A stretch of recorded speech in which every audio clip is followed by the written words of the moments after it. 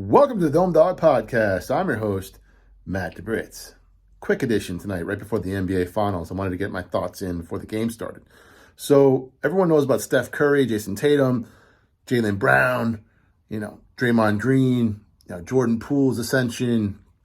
Also talking about Marcus Smart, his defense. Heard that from everybody.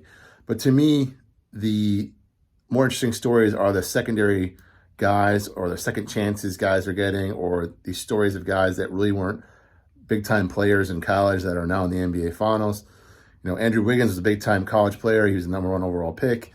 A lot of people thought his career was a bust. I never thought that. I just thought he got drafted by the wrong team. And now he's on Golden State, and I think he's going to make a huge impact with his athleticism, his defense. And I think he might be one of the more important players in this series.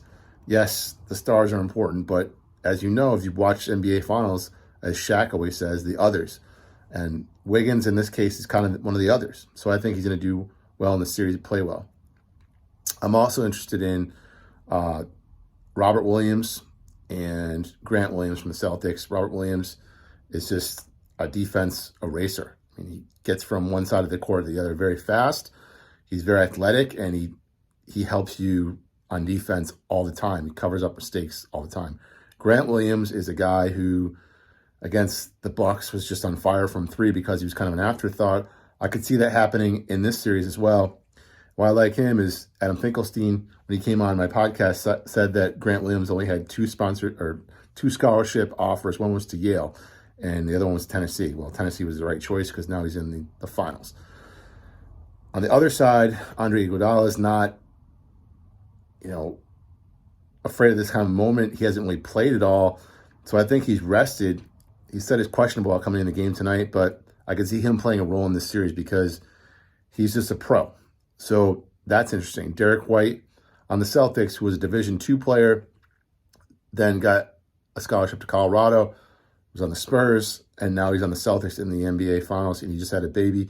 It's like all the cool stories that are not maybe the front-running stories to me are the ones that are more interesting. And I always like the cross matchup, Kevon Looney versus Williams. And Al Horford, another guy who's had a lot of success with longevity in the NBA, but I think they threw up a stat somewhere where he was the player with the most playoff games but never in the finals, something like that. Most games played in the NBA playoffs without making a finals appearance, and now he's going to be there. So you got veterans, you got rookies, you got guys with second chances, Division II players, guys without a lot of offers.